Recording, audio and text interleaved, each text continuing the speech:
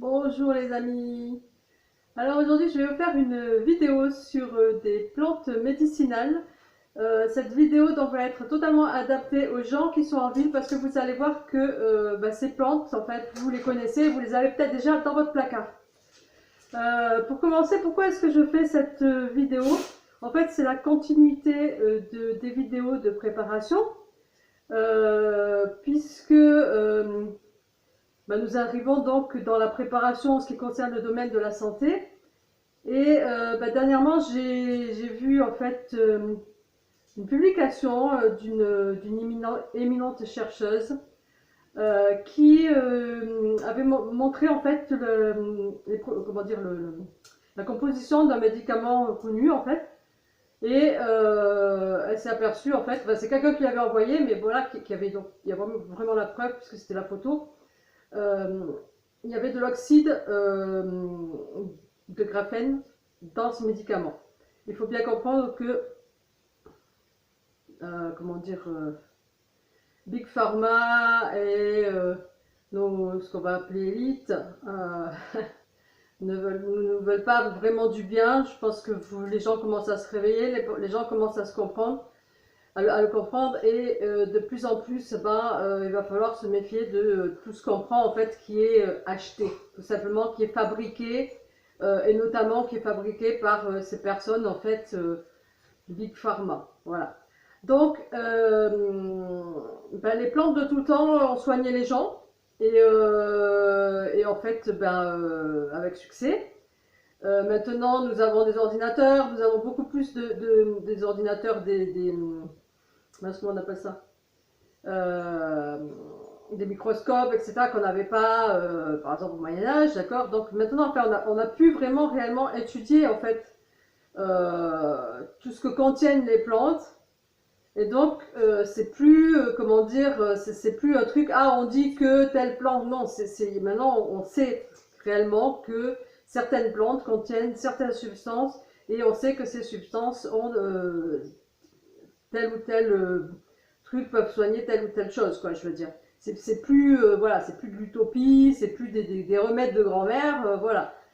Moi je me suis intéressée à ces plantes depuis assez longtemps parce que j'ai été élevée par une grand-mère en fait qui elle-même avait été élevée un petit peu à la campagne, tout ça, et donc ses parents en fait la soignaient plus ou moins avec les plantes. Et donc quand j'étais petite, moi si je me faisais une égratignure, elle me mettait du plantain dessus.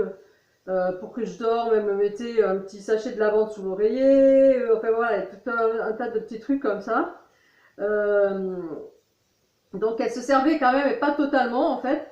Mais c'est vrai que moi je suis très proche de la nature et que j'ai voulu, voilà, j'essaye moi de sortir vraiment de la matrice en me nourrissant le plus naturellement possible et en me soignant le plus naturellement possible aussi.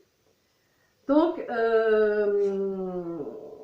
comment dire, qu'est-ce que j'ai fait quand j'ai commencé à m'intéresser aux plantes? Et en fait, j'ai fait ce que je suis en train de faire là, c'est-à-dire déjà s'intéresser à ce qu'on connaît. C'est la première chose. C'est pas la peine d'aller chercher dans la campagne des plantes que vous n'allez pas connaître au risque de les confondre en fait. Alors qu'en fait, il y a tout un tas de plantes en fait que vous connaissez déjà et qui ont des propriétés, qui ont en fait un large spectre dans la globalité en fait des plantes que vous connaissez, qui déjà peuvent vous aider beaucoup en fait. Ensuite, qu'est-ce que j'ai fait? C'est que pour être sûr, certaines autres plantes, j'ai carrément acheté des plants. J'ai acheté des plants donc pour les faire pousser. Donc on peut les pousser, certaines choses, on peut les faire pousser en bac. D'autres, bon, je les ai mis dans le jardin. Et ensuite, donc, il y a eu d'autres plantes qui sont des plantes donc sauvages, mais qui sont facilement reconnaissables. Donc, j'étais sûre à 100% de ne pas me tromper. Et je les ai ramenées en fait directement. Je les ai déplantées, je les ai ramenées dans mon jardin. Pourquoi? Parce que chez moi, c'est hyper agricole en fait. C'est-à-dire, il reste quelques petits bouts de forêt, mais le reste, c'est tout des champs cultivés. Et il n'y a pas de champs pas cultivés en fait. Et en plus, tout est bourré de pesticides et j'en passe. Et tout ce qui reste, c'est le bord des routes. Et en fait, le bord des routes, bah, sont fauchés. Donc, en fait, bah, moi, j'avais repéré des plantes. Et avant donc qu'ils passent la faucheuse, je les ai déterrées, je les ai mis dans mon jardin et elles prolifèrent là maintenant, voilà, très bien. C'est beaucoup plus facile d'ailleurs de faire pousser des plantes sauvages justement. Euh, donc voilà, moi c'est vraiment ce que je vous conseille de faire, c'est de faire le tour donc déjà de toutes les plantes qui sont facilement accessibles et vous allez voir que celles dont je vais vous parler, vous pouvez les avoir très facilement. Et ensuite, bah, effectivement, il y a des sites en fait où ils vendent des plantes, des plants ou des graines, ça dépend.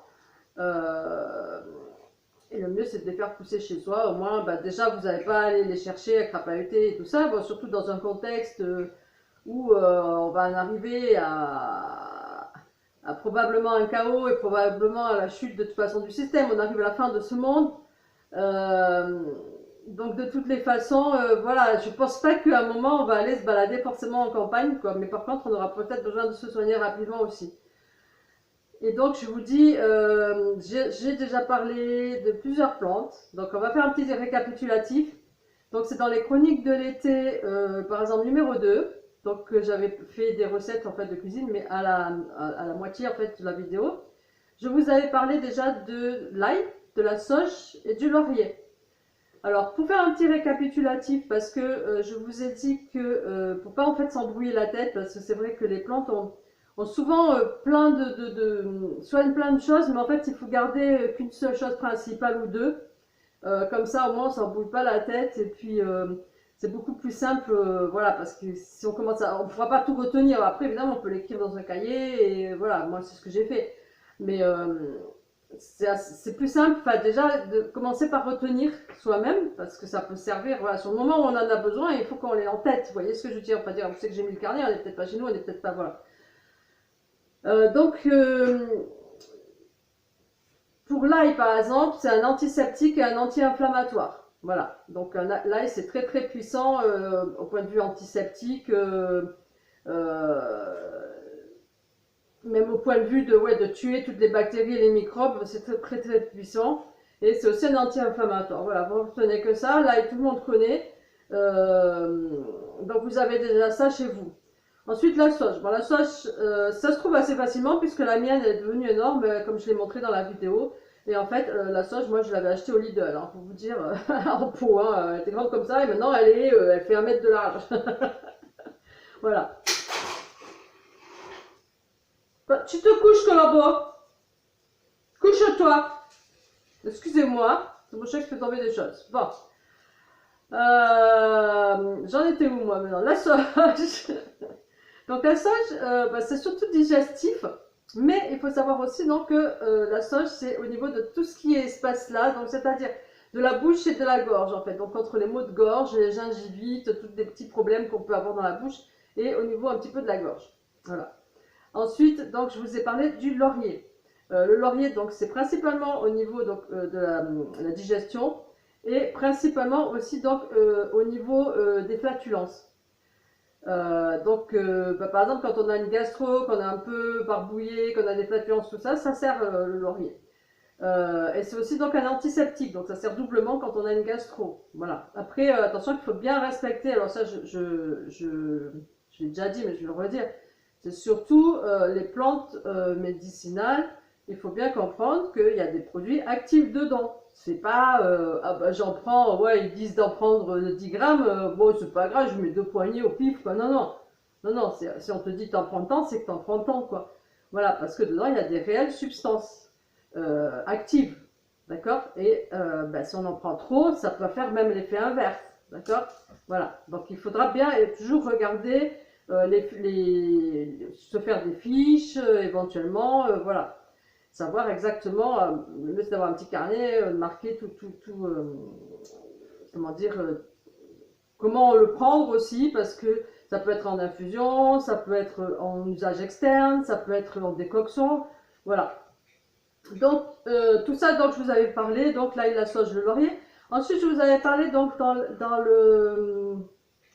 euh, la chronique donc, de l'été toujours, de la numéro 3, je vous avais parlé du cumin, je vous avais parlé de l'ortie et je vous avais parlé du romarin.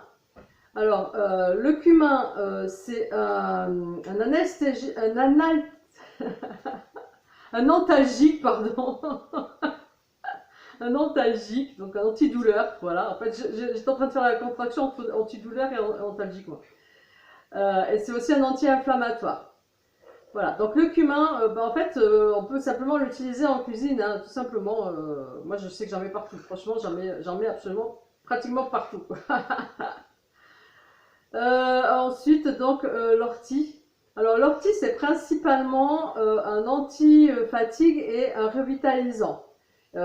C'est aussi donc en fait ce qu'on appelle une plante sauvage comestible. Donc j'en ai parlé ça aussi parce que j'ai fait une vidéo sur les plantes sauvages comestibles les plus faciles à reconnaître, dont l'ortie tout le monde connaît. Et donc effectivement, bah, c'est bourré en fait de vitamines et de minéraux l'ortie. Donc c'est pour ça en fait que ça requinque en fait, on va dire. Voilà. Et donc la dernière chose c'est le romarin. Donc le romarin donc c'est digestif. Et c'est aussi antioxydant. Donc tous les problèmes, donc pareil, hein, si vous avez une gastro, ben, laurier romarin déjà. Et donc c'est aussi un antioxydant. Il faut aussi savoir donc que c'est bon pour certaines migraines et maux de tête aussi. Voilà. Et donc aujourd'hui, je vais vous parler du curcuma, du gingembre, du poivre et de la coriandre. Donc tout ça, c'est des choses soit que vous avez déjà, soit voilà, vous les connaissez, ça s'achète facilement, ça se trouve facilement. Donc je vais vous parler de tout ça. Alors pour commencer, je vais vous parler donc de la coriandre. La coriandre est connue pour ses effets de détoxification des métaux lourds, mais en réalité c'est à tort parce que cela n'agit en fait uniquement que dans certaines parties du corps. En fait, pour que ce soit efficace, il faudrait prendre de la zéolite avec, qui distille une action beaucoup plus diffuse dans tout le corps et absorbe les métaux lourds. Donc ce n'est pas vraiment sa propriété première en réalité. Sa propriété première, c'est plutôt donc sur tout ce qui est appareil digestif en fait, au niveau donc de digestion lente, des crampes d'estomac, du syndrome du côlon irritable, de la diarrhée, des douleurs à l'estomac, des colites. En fait, surtout sa principale donc chose à retenir, c'est ça élimine toutes les formes de fermentation intestinale, les infections gastro-intestinales, donc si on a une gastro justement, et donc ça empêche la formation de gaz intestinaux. Voilà. Donc principalement la coriandre, ça serait plutôt donc à utiliser pour justement les gastro, tous les problèmes de côlon, de ballonnement, voilà, ce genre de choses. C'est aussi un antioxydant, c'est aussi un antiseptique, mais voilà, la propriété principale plutôt à retenir, donc c'est ça, c'est digestif au niveau donc du côlon, des ballonnements, des gaz intestinaux. Voilà, donc maintenant vous avez déjà trois plantes dont j'ai parlé, donc c'est-à-dire la coriandre, je vous ai parlé aussi donc du laurier et du romarin. Et tout ça, par exemple, si vous avez une gastro, bah, vous pouvez prendre les trois associés. Voilà. Les plantes, il faut souvent les associer parce que certaines, ça va faire un petit peu. Voilà, ça va être beaucoup plus complet en fait. Donc, ça, c'était donc pour bah, la coriandre. Alors maintenant, je vais vous parler donc du gingembre. Donc, le gingembre, bah, c'est un bulbe en fait, une racine que tout le monde connaît. Donc on peut l'acheter soit en poudre, soit bah, comme on le voit là sur la photo, donc soit fraîche en fait. Ses propriétés, donc c'est essentiellement un anti-inflammatoire et un antiviral.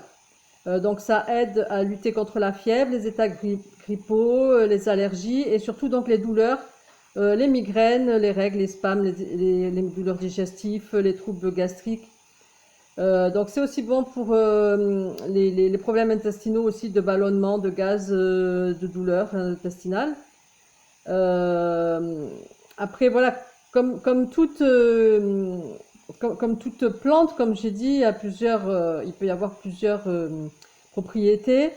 Donc ça peut être en utilisation externe par contre pour les douleurs rhumatismales, musculaires, articulaires, hein, en cas d'arthrite,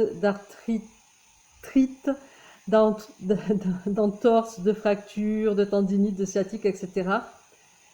Mais donc généralement, c'est principalement à retenir. Donc c'est surtout anti-inflammatoire et antiviral. Donc tout ce qui est grippe en fait et tout ce qui est inflammatoire.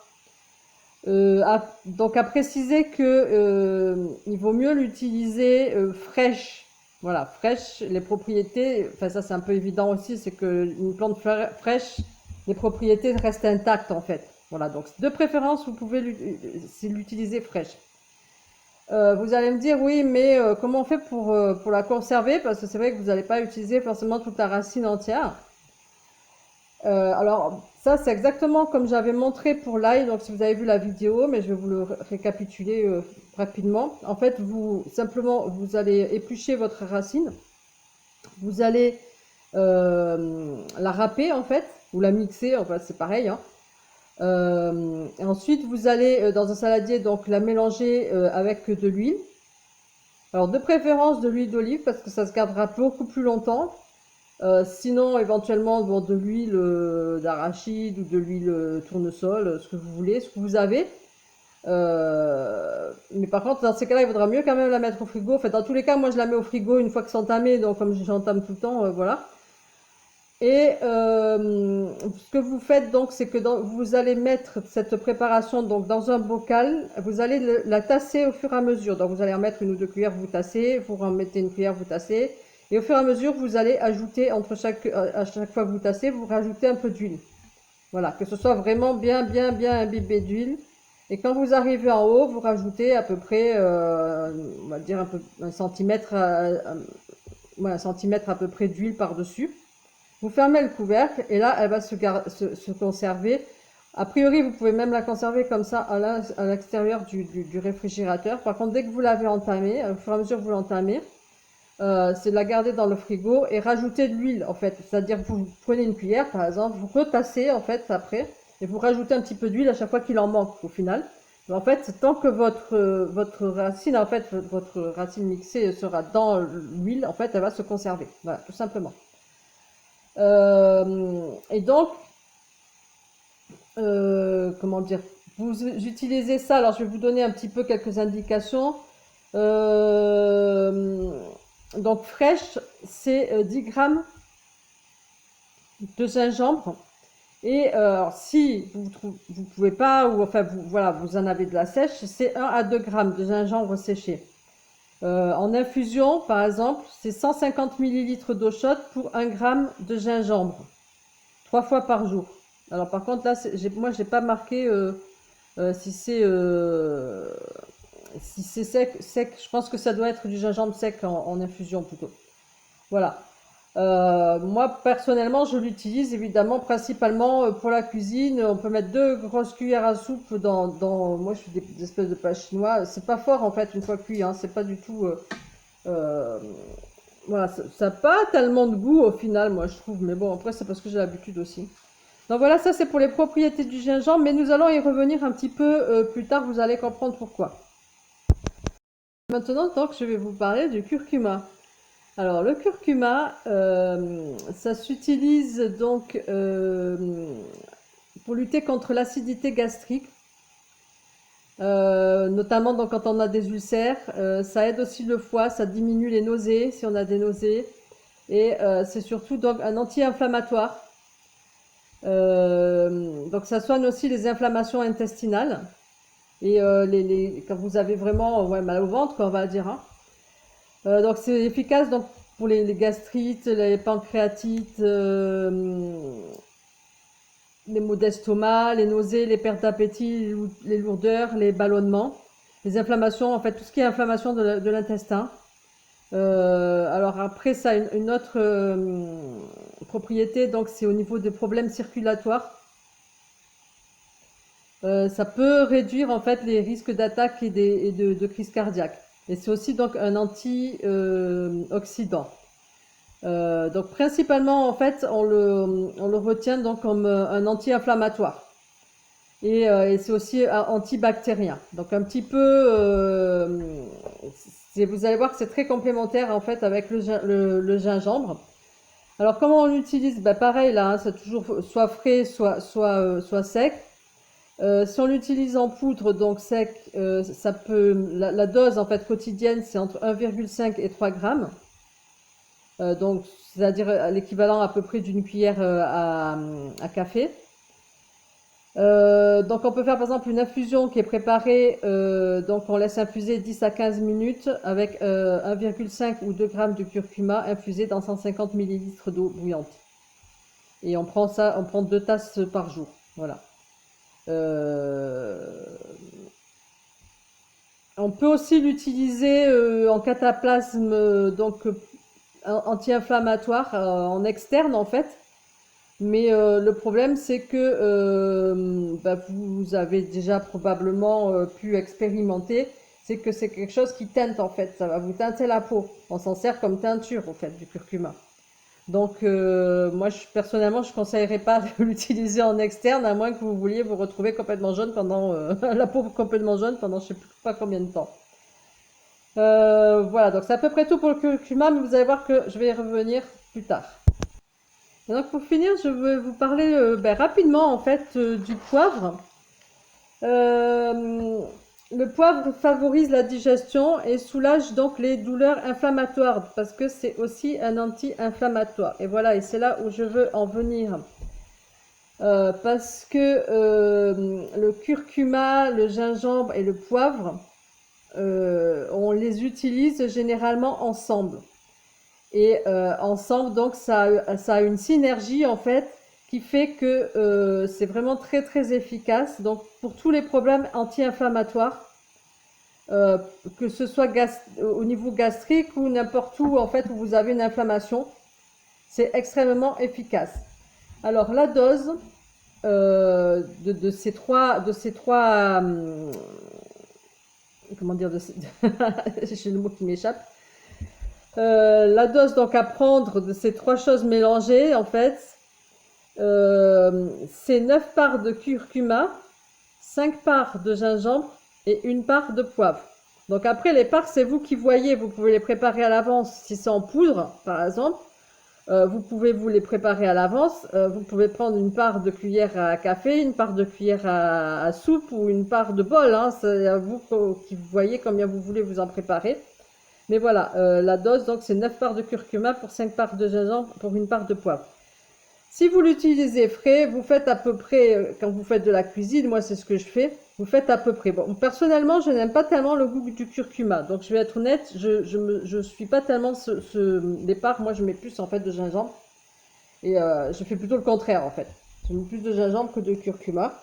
Mais voilà, la part normalement conseillée, c'est le mélange conseillé, c'est ce que je viens de vous indiquer. Et c'est très très efficace. Donc moi j'ai vraiment bon, dernièrement j'ai eu un accident au genou. J'ai par exemple des fois très mal au genou. Parfois j'ai très mal au dos. Voilà, c'est très efficace. En tout cas, c'est toujours d'avoir le réflexe d'avoir ça chez soi en fait. Donc curcuma, gingembre et poivre. Et comme vous avez vu, ça fait donc pour anti-inflammatoire. On a vu aussi donc que c'était antibactérien. Euh, Ça peut être pour les problèmes circulatoires. En fait, ça a vraiment un large spectre. Hein, voilà. Donc c'est vrai qu'il ne faut pas comment dire, hésiter à l'utiliser en cuisine. Mais de préférence, utilisez-le frais. Dans le curcuma, vous faites exactement pareil pour le conserver, parce que des fois, on peut acheter, c'est vendu au kilo, c'est même pas vendu à la racine en fait. Donc, on peut en prendre plusieurs et simplement vous le hachez, vous le mélangez avec de l'huile, vous le tassez dans un bocal avec de l'huile, vous recouvrez d'huile et il se garde comme ça au frigo. Moi j'en ai là depuis des mois. Voilà, quand j'en ai besoin, je l'utilise et j'en fais plusieurs bocals à l'avance parce qu'en fait, moi j'en utilise vraiment énormément. Et c'est vrai que ça me passe vraiment beaucoup tout ce qui est douleur inflammatoire. Je vous dis, c'est antibactérien, c'est antioxydant aussi. C'est pour ça que je suis si belle, si jeune. Je déconne. Euh, Ça fluidifie le sang aussi, le curcuma. Enfin bon, c'est vraiment quelque chose voilà, qui va vous aider en fait. Parce que c'est vrai que la meilleure des choses en fait, C'est aussi, si on utilise ces plantes, les plantes en fait, médicinales, on peut les utiliser, enfin, le mieux c'est de les utiliser avant d'être malade aussi, quoi. Vous voyez ce que je veux dire? Parce que ça vous protège, en fait. L'ail vous protège, par exemple, de tout. Moi, je mélange avec l'ail en plus, hein. Donc, c'est encore plus large si vous voulez. Et c'est vrai que l'ail, c'est un antiseptique. Voilà, enfin, c'est, j'en mange tout le temps, j'en mange tous les jours. Quasiment tous les jours, je mange du gingembre, du curcuma ou de l'ail. Enfin, c'est soit l'un, soit l'autre, des fois tout mélangé. Enfin, voilà. Et donc, personnellement, je suis jamais malade, quoi. Bon, en plus, j'ai une nourriture saine, comme on le voit sur le blog, puisque j'ai parlé euh, de nourriture. Parce que je parle de nourriture saine, en fait, sur mon blog.